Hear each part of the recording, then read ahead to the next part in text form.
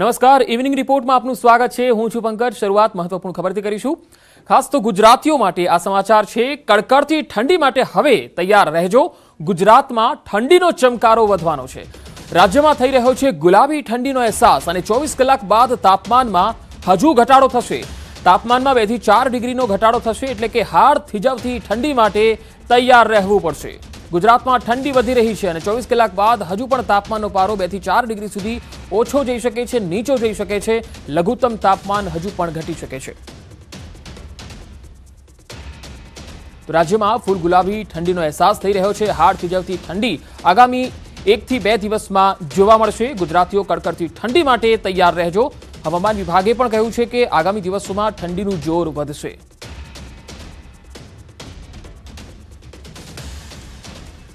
અરવલ્લીમાં શાકભાજીના ભાવ તળિયે બેસી જતા ખેડૂતોની પડ્યા પર પાટા સમાન સ્થિતિ સર્જાઈ છે। મોડાસા માર્કેટ યાર્ડમાં ખેડૂતો મફતના ભાવે શાકભાજી વેચવા મજબૂર બન્યા। વાવેતર પાછળ કરેલો ખર્ચ પણ નહીં નીકળતા ખેડૂતો કફોડી હાલતમાં મુકાયા છે। એક ખેડૂતે જણાવ્યું કે મજૂરી તો એક બાજુ, ભાડા માથે ચડાવીને શાકભાજી વેચવા આવીએ છીએ।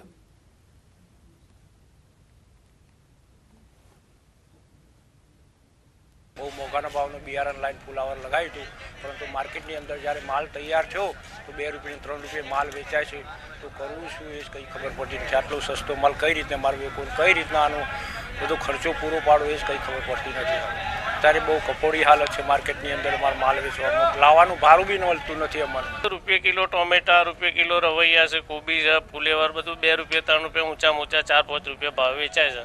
એટલે ખેડૂતોને લાવવાનું લઈ જવામાં, અહીં વેપારીઓને આપવામાં રૂપિયા કિલો ના કોઈ કમિશન મળતા, ના કોઈ મજૂરીના પૈસા આવતા। એટલે ના ખેડૂત કમાય છે કે ના વેપારી કમાય છે। તો આ તરફ રાજકોટમાં પણ શાકભાજીના ભાવ તળિયે બેસી જતા ખેડૂતોની હાલત કફોડી બની ગઈ। ખેડૂતો મફતના ભાવે શાકભાજી વેચવા મજબૂર બન્યા। ખેડૂતોની પડતર ભાવ પણ અત્યારે નથી મળી રહ્યા। 1 કિલો ટામેટાનો ભાવ 5 રૂપિયા, કોબીજનો 2 રૂપિયા અને દૂધી 3 રૂપિયા કિલોએ મળી રહી છે। આથી એક ખેડૂતે જણાવ્યું હતું કે મજૂરી તો એક બાજુ, ભાડા માથે ચડાવીને શાકભાજી વેચવા આવ્યા છીએ। ત્યારે સરકાર ખેડૂતોના હિતમાં કોઈ વિચાર કરે તેવી માંગણી છે। જો હજુ પણ આ જ પરિસ્થિતિ રહેશે તો ખેડૂતો શાકભાજીની ખેતી બંધ કરે તો નવાઈ નહીં।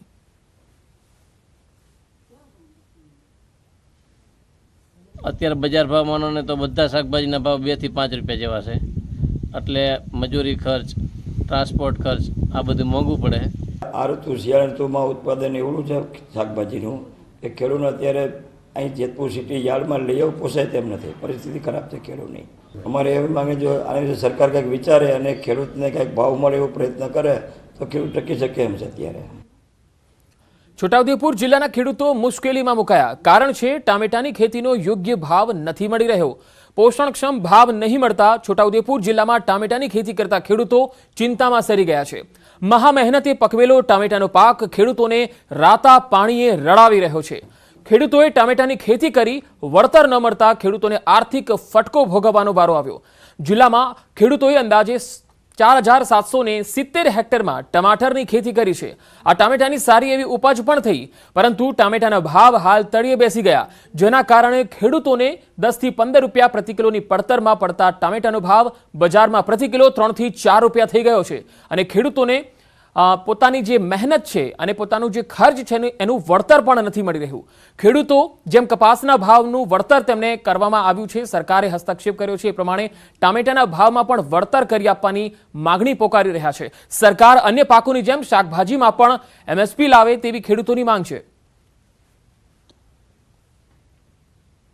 હવે આ વર્ષે ટામેટાનું વાવેતર 1 એકરની અંદર કરેલ છે।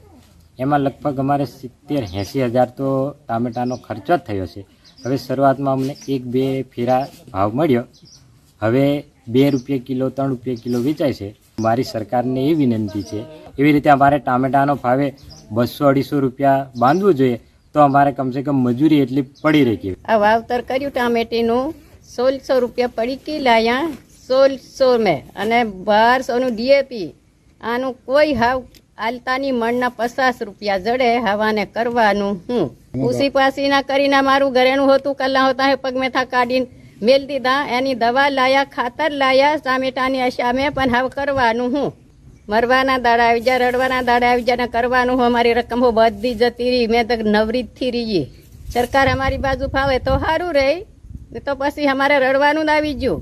મારે ટામેટાનું કંઈ આવક આવતો નહીં. 50 રૂપિયા મણના અહીંયા હું હમુના મળે એટલે પેટી ખાતર 50,000નો ખર્ચો કર્યો દવાના, તે હો કંઈ નહીં એવું. એટલે એને લીધીને હમું વેચવા કાં હા હમું વેચવીને એને લીધવા કાં અને કશું નહીં. અમારે આવકે નહીં આવતો, પેટીનું વળતું ભાડું હો હમુના માથે પડી રહ્યું. શું કરવા? સરકાર જે મદદ કરતો હોય તે સારો.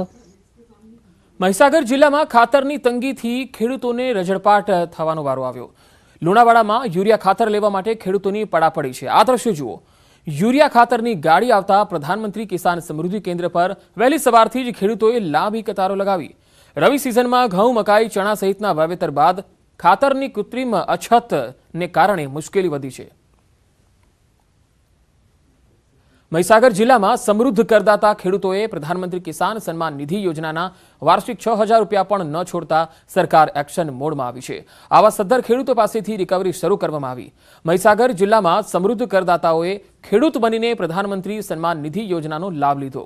આ સમગ્ર ભેદ ખુલતા સરકાર એક્શન મોડમાં આવી. આવા સદ્ધર કરદાતા ખેડૂતો પાસેથી રિકવરી કરવાના આદેશ પણ આપવામાં આવતા રિકવરી શરૂ કરવામાં આવી. મહીસાગર જિલ્લાના અંદર 2,747 જેટલા ઇન્કમટેક્સ પેઈના લાભાર્થીઓ છે અને પેન્શનર 1,613 જેટલા લાભાર્થીઓ છે. અને એમને જે રકમ મળેલી છે ટૂંકમાં એ તમામ રકમ રિકવર કરવામાં આવશે.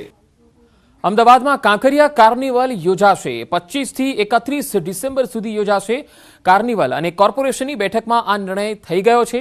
4 કરોડના ખર્ચે કાર્નિવલ યોજાશે. અલગ અલગ રાજ્યોની ઝાંખી જોવા મળશે. આઝાદી કા અમૃત મહોત્સવની થીમ પર આ કાર્નિવલનું આયોજન કરવામાં આવ્યું છે. તો કાંકરિયા કાર્નિવલ આ વખતે યોજાશે. 25 થી 31 ડિસેમ્બર સુધી આ કાર્નિવલનું આયોજન કરવામાં આવ્યું છે. કોર્પોરેશનની બેઠકમાં આ નિર્ણય લેવાઈ ચૂક્યો છે. 4 કરોડના ખર્ચે આ કાંકરિયા કાર્નિવલનું આયોજન થશે. અલગ અલગ રાજ્યોની ઝાંખી અહીંયા જોવા મળશે. આઝાદી કા અમૃત મહોત્સવની થીમ પણ આ કાર્નિવલમાં જોવા મળશે. બનાસકાંઠાના પાલનપુર વાસીઓને પીવા માટે પાણી 2 દિવસ નહીં મળે. ધરોઈ ડેમની કામગીરીને લઈને પાલનપુરમાં પીવાનું પાણી 2 દિવસ નહીં પહોંચાડવામાં આવે. પાલિકાએ નગરવાસીઓને પાણીનો કરકસરપૂર્વક ઉપયોગ કરવાની સૂચના આપી છે. 23 થી 25 ડિસેમ્બર સુધી શહેરીજનોને ધરોઈ ડેમનું પાણી નહીં મળે. રખડતા ઢોરનો આતંક યથાવત છે. પાટણમાં રખડતા ઢોરના અડફેટે ભાજપના નેતા જ આવી ગયા. ભાજપના પૂર્વ પ્રમુખ સુરેશ પટેલને રખડતા ઢોરે અડફેટે લેતા હોસ્પિટલ ખસેડવામાં આવ્યા હતા. પાટણના રતનપોળ વિસ્તારમાંથી પસાર થતી વેળાએ સુરેશ પટેલ પર રખડતા ઢોરે હુમલો કર્યો હતો. ત્યારે સોશિયલ મીડિયામાં પણ પાટણને રખડતા ઢોર મુક્ત બનાવવા માટેની માગણી ઉઠવા પામી છે.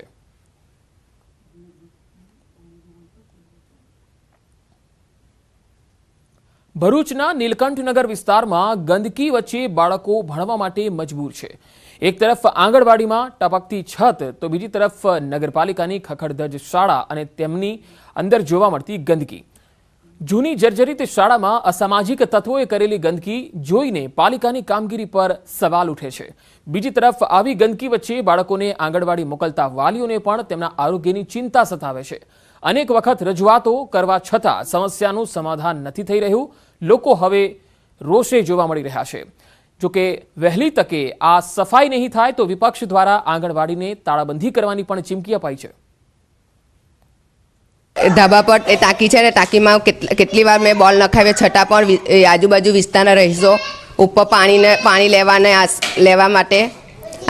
લેવા માટે જાય છે અને બોલ તોડી નાખે છે. તેને લીધે પાણી બહાર રેલાય છે અને આંગણવાડીમાં પાણી ટપકે છે. વહીવટી તંત્રને જાણ કરેલી છે 2-3 વર્ષ પહેલાં, છતાં પણ આજે એમને કાને ચૂ નથી પડી. જો વહીવટી તંત્ર આવનારા દિવસોમાં 2-3 દિવસોમાં ના જાગ્યું, આની સફાઈ ના કરી અને આ છોકરાઓને જો આ બાળકોને સારું એ લોકોએ પ્રોવાઈડ ના કર્યું અને એક્શન ના લેવામાં આવી તો ચોક્કસપણે અમે અહીંયા આવીને આ તાળાબંધી અમે આ આંગણવાડીને તાળાબંધી કરી દઈશું. તેની જર્જરી હાલત છે એના માટે એક આગવું આયોજન થઈ રહ્યું છે. અત્યારે વોર્ડ નંબર 6માં, વોર્ડ નંબર 7માં વિવિધ વિસ્તારની અંદર સિવિક સેન્ટરો, રમતગમતના સાધનો અને એની એક જોગવાઈ અમે શરૂ કરી છે.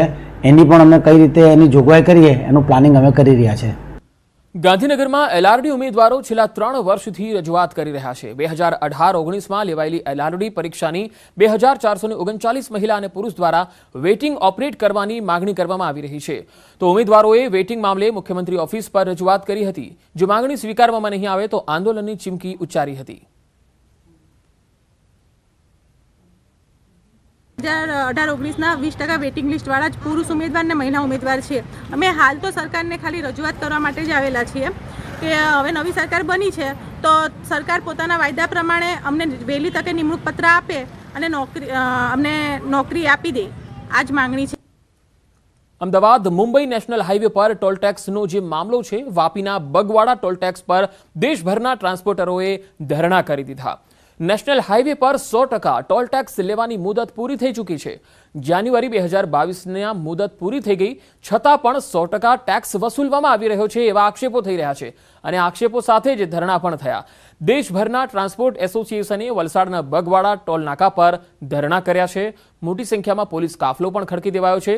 100% ટેક્સ વસૂલવાની મુદત પૂરી થયા પછી 60% કન્સેશન આપવાનું હોય છે.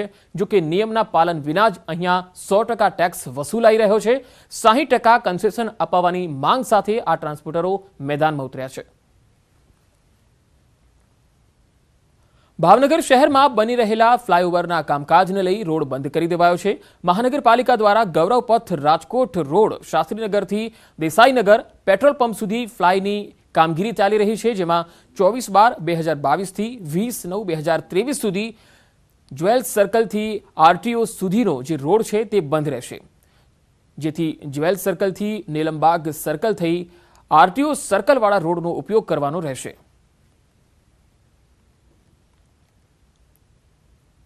સુરતમાં ઉત્તરાયણની કાતિલ દોરીથી લોકોના જીવ બચાવવા પાલિકાએ કામગીરી હાથ ધરી છે. પાલિકા દ્વારા ફ્લાયઓવર બ્રિજ પર તારની ફેન્સિંગ લગાવવાનું કામ શરૂ કરવામાં આવ્યું. જિલ્લાની બ્રિજ પર પાલિકા દ્વારા તાર લગાડવામાં આવી રહ્યા છે. શહેરમાં કાતિલ દોરીને લઈને અકસ્માતની ઘટનાઓ બની રહી છે, જેમાં લોકોના ગળા કપાઈ રહ્યા છે, જેના પગલે પાલિકા દ્વારા ફેન્સિંગ કરવામાં આવી રહ્યું છે, જેથી લોકોનું રક્ષણ થઈ શકે. ઉત્તરાયણ પૂર્વે જ ફ્લાયઓવર બ્રિજ પર લટકતા પતંગના કાતિલ દોરા લોકો માટે ઘાતક સાબિત થઈ રહ્યા છે. છેલ્લા એક અઠવાડિયામાં પતંગના કાતિલ દોરાના કારણે 2 થી વધુ અકસ્માતની ઘટના બની, જેમને મહાનગરપાલિકાએ ફ્લાયઓવર બ્રિજ પર તારની ફેન્સિંગ લગાડવાની કામગીરી હાથ ધરી.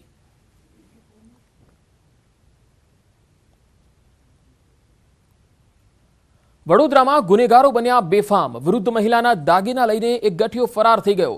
સમા વિસ્તારમાં વૃદ્ધ મહિલાના દાગીના લઈને ગઠિયો ફરાર થઈ ગયો. પોલીસનું ચેકિંગ છે એવું કહીને દાગીના ઉતરાવી લીધા અને વૃદ્ધ મહિલાએ સમા પોલીસ સ્ટેશનમાં આ અંગે ફરિયાદ આપી છે. આખી ઘટના સીસીટીવીમાં પણ કેદ થઈ ગઈ છે.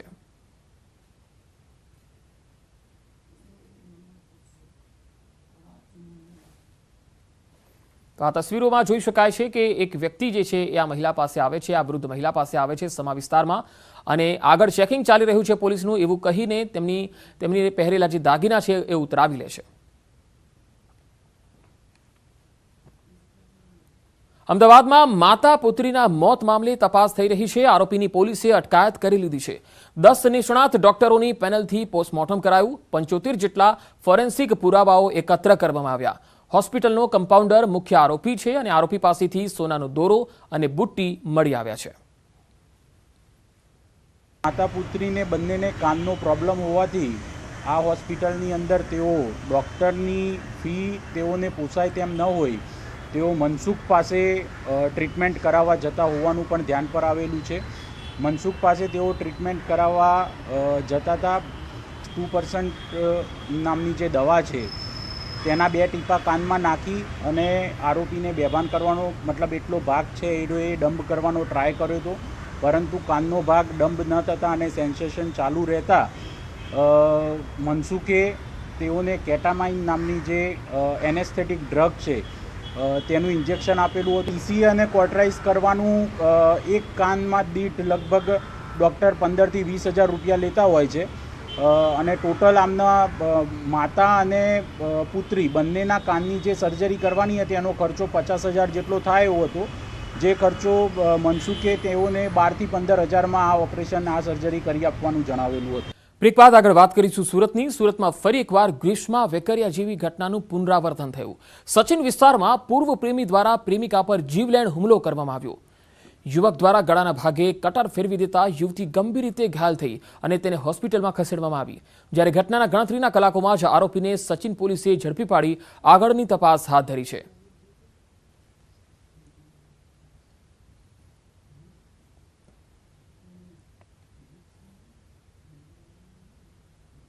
શનિવારે એટીએમમાં પાછો હુમલો કર્યો મારી પર. 2-3 દિવસ થયા. કાલે બુધવારે 8:30 વાગે કંપનીમાં જોબ પર જતા હતા ત્યારે અચાનકથી કટર લઈને આવ્યો અને મારીને ભાગી ગયો. સુરતમાં એસિડ એટેકની ધમકી આપનાર આખરે ઝડપાયો છે. કિશોરીની એસિડ એટેકની ધમકી આપતો હતો.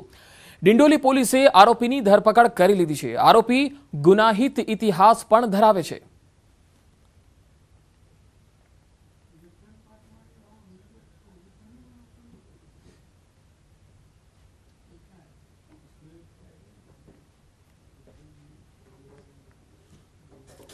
સુરતના સચિન જીઆઈડીસી પોલીસને અપહરણના આરોપીને પકડવામાં સફળતા મળી. 2 વર્ષ પહેલા ઉમરા પોલીસ મથકની હદ વિસ્તારમાં આવેલ વેસુ કેનાલ રોડ પર ટ્રેડબુલના સંચાલકના અપહરણમાં પોલીસે આરોપીની ધરપકડ કરી લીધી. ટ્રેડબુલના સંચાલક સાથે પૈસાની લેતી દેતી મામલે તેમનું અપહરણ કરવામાં આવ્યું. આરોપી અંકિત ભરોડિયા સહિત અન્ય 5 આરોપીએ શેર દલાલનું અપહરણ કરીને 28 કરોડ રૂપિયાની માગણી કરી. જે તે સમયે 4 આરોપીની પોલીસે ધરપકડ કરી અને મુખ્ય સૂત્રધાર આરોપી દુબઈ ભાગી ગયો હતો. ત્યારે 2 વર્ષ બાદ આરોપીને પકડવામાં સફળતા મળી છે. જે શેર દલાલ જે છે એમનું કોઈ પૈસાની લેતી દેતી બાબતે એમનું અપહરણ કરેલું હતું અને એમને ઢીક મૂકીનો મારી ગાળાગાળી કરવામાં આવેલી હતી અને અગાઉ 3 થી 4 આરોપી પકડાયેલા હતા અને હાલનો મુખ્ય સૂત્રધાર જે છે એ પકડવાનું બાકી. સુરતમાં મોબાઈલ અને ચેન સ્નેચિંગ જેવા ગુનામાં સંડોવાયેલા આરોપીઓને ક્રાઇમ બ્રાન્ચે ઝડપી લીધા છે. રાત્રિના સમયે નંબર પ્લેટ વગરની મોટરસાયકલ પર આંટા ફેરા મારી એકલ દોકલ દેખાતા રાહદારીને નિશાન બનાવી પર્સ અથવા મોબાઈલની સ્નેચિંગ કરતી હતી આ ગેંગ. આરોપીઓ પાસેથી સ્નેચિંગ કરેલા 8 મોબાઈલ અને સ્નેચિંગ કરેલ સોનાનું મંગળસૂત્ર સહિત 2 મોટરસાયકલ પણ મળી આવી. 2.34 લાખથી વધુનો મુદ્દામાલ જપ્ત કરી ક્રાઇમ બ્રાન્ચે 5 ગુનાનો ભેદ ઉકેલી નાખ્યો છે. ત્રણેય આરોપીઓ ઉધના 3 રસ્તે ભેગા થવાના છે અને ત્યાં એની પાસે મોબાઈલ જે ચોરી સ્નેચિંગ કરેલ છે એ મોબાઈલ તથા અગાઉ ચેન સ્નેચિંગ કરેલ છે એ ચેન આ લોકો વેચવા માટે ફિરાકમાં છે. તાત્કાલિક પીએસઆઈ પઢિયાર રેણીની ટીમે આ ત્રણેય આરોપીઓને પકડી પાડવામાં આવેલ છે. સુરતમાં હજીરા પોલીસની મોટી કાર્યવાહી. યાર્નની ગુણમાં માટી ભરવાનું કૌભાંડ ઝડપી પાડવામાં આવ્યું. ચીન જઈ રહેલા 1 કરોડના યાર્નમાં માટી નીકળી હતી. સિલવાસની કંપનીએ 32 બોક્સમાં યાર્ન મોકલ્યું. કન્ટેનર ચાલે અને ગોડાઉનમાં બોક્સ બદલી નાખ્યા. કસ્ટમ અધિકારીએ તપાસ કરી તો મામલો સામે આવ્યો. હજીરા પોલીસે 2 આરોપીની ધરપકડ કરી છે.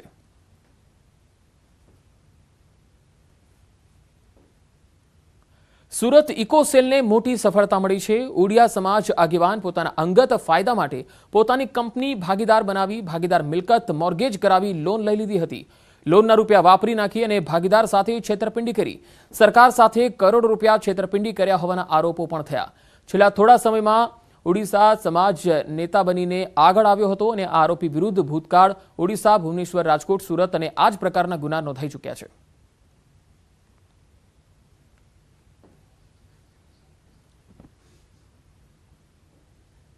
અગાઉ જોઈએ તો આ આરોપીનો ગુનાહિત ઇતિહાસ રહેલો છે, જેમાં રાજકોટ ખાતે એક ગુનો દાખલ થયેલ છે, સુરત ખાતે એક ગુનો દાખલ થયેલ છે અને ઓરિસ્સા ખાતે પણ ગુનો દાખલ થયેલ છે. જેથી આપણે એવું કહી શકીએ કે આ આરોપી જે છે એ ઉત્તરોત્તર ગુના કરવાની માનસિકતાવાળો હોય તો બીજી પણ કોઈ સાહેદ મળે જો આવી રીતની કોઈ છેતરપિંડી થયેલ હોય તો તેની પણ તપાસ ચાલુ છે. ઇન્ડિયન ઓઇલ કોર્પોરેશન લિમિટેડ તેના રિટેલ આઉટલેટ્સ માટે રિલાયન્સ જીઓ દ્વારા મેનેજ કરવામાં આવતા નેટવર્ક સેવાઓની પસંદગી કરી છે. આ કોન્ટ્રાક્ટ આ ક્ષેત્રનો સૌથી મોટો કોન્ટ્રાક્ટ ગણવામાં આવી રહ્યો છે. રિલાયન્સ જીઓ ઇન્ફોકોમ લિમિટેડની શાખા જીઓ બિઝનેસ 5 વર્ષ માટે IOCLના 7200 રિટેલ આઉટલેટ્સમાં SDWAL સ્થાપિત કરશે અને તેનું સંચાલન કરશે. SDWAL દ્વારા મેનેજ કરવામાં આવતી સર્વિસ સોલ્યુશન્સ સાથે જોડશે.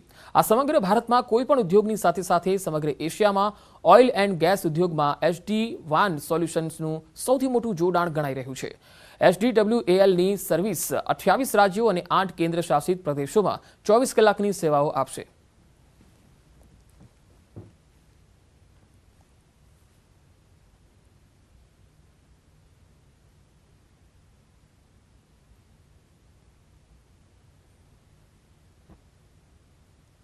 તો આ બુલેટિનમાં અત્યારે આટલું જ. રજા આપશો. નમસ્કાર.